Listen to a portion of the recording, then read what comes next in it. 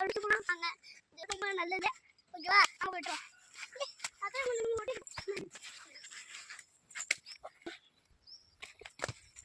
பேசுற ஏதோண்ணா இதை பத்தி பேசு வெயில் காலம் குளுமையானது சாப்பிட்டு எப்படி இருக்குதுன்னு சொல்லணும்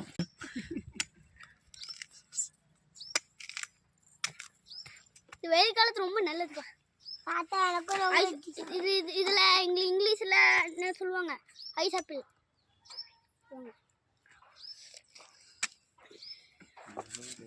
உங்களோட தமிழ் பேர் வருது கல்பான பண்ண மனசுல தெரியல நொங்க நீ எப்படி வச்சுவ தாத்தா விட்டு கொடுப்பேன் சரி நீ அவரை நிற்க மாட்டேன் நீ